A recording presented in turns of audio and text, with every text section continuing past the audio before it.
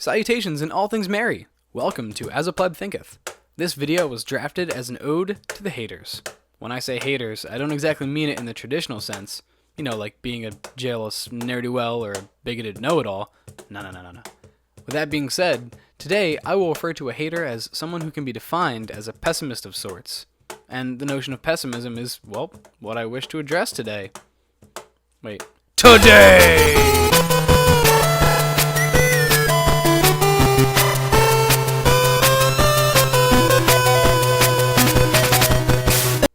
Right after a message from our sponsor.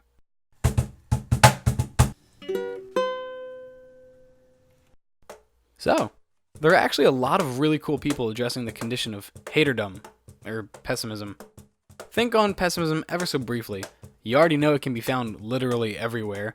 In the media, on the lips of your mom, your boss, the discontent shown by your teachers in school, you name it. Pessimism is indeed everywhere. So what does that mean for all of you optimists out there? Do you feel the need to kick your good vibes into overdrive and smother all the haters out of the world? Well, according to Roger Scruton, that would be a bad thing. In going about discussing Scruton and some other views on pessimism, I need to lay down some basic terminologies. In the same sense that there are different kinds of optimists, there are different kinds of pessimists as well. I'll be taking some leniency here in regard to definitions, just to kind of make this a bit simpler. On one side, we have the naive optimist. They see the glass as eternally half full, and want to spread their good vibes all over you, like well-intentioned aides or something. Bruh. Optimists get angry because they're let down upon finding that the glass may not be half full. Or maybe it's not even a glass at all. Maybe it's like a bowl.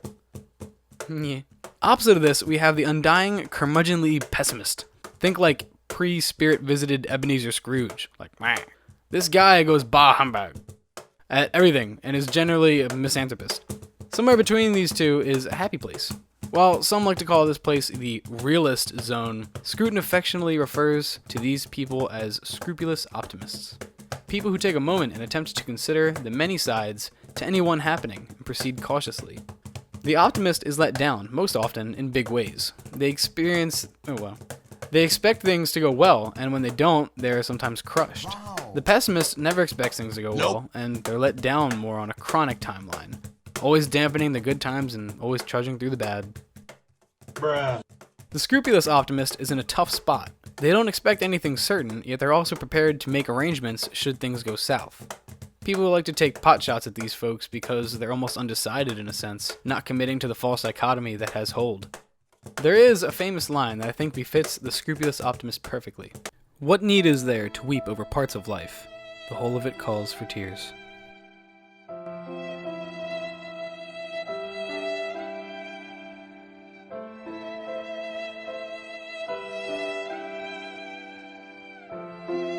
In one statement, both orientations have been addressed in a central and realistic way. In attempting to embody the spirit of the scrupulous optimist, Scruton has some things to say. The all-guiding principles are two, that they are free to act and they themselves are responsible for the outcome. Scrupulous optimists realize they are free, but not utterly free. That they're important to humanity, but honestly not that important in the grand scheme of things. Overall, practicing the art of the scrupulous optimist can be humbling and perspective shifting. It is probably safe to say that in looking at the Scruton has more to say.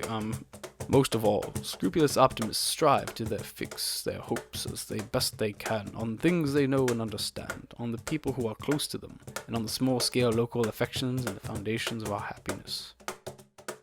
And so, as Scruton says here, bollocks, damn you! I wasn't yet finished now, damn well, won't I? I'll bash your head in! You yanks swear on me mum I do. But their pessimism tells them that the lot of communities is not improved by unfounded hope, that small-scale work is the best route to peace and consolation, and that rootless hopes are as much a threat to the human future as the dangers they hide from us. Taking all of this into consideration, I think we're met with a notion of crude idealism.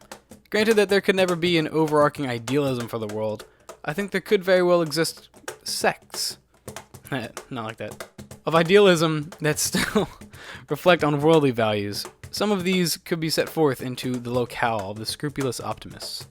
Not wanting to speak for Scruton here, But I could see him believing it to be the discretion of the scrupulous optimists to help take it upon themselves to also work in the small theater, towards its own betterment. There are a lot of merits for those who simply keep calm and carry on. Scruton will have the final word on this matter. Damn right I will, I right!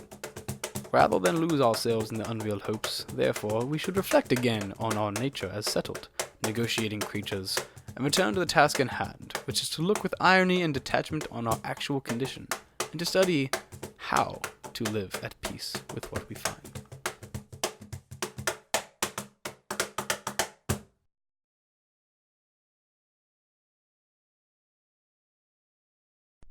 And thus, this concludes today's regularly scheduled programming. I'd like to give credit to Scruton for being a good sport and putting forth many of the ideas discussed today.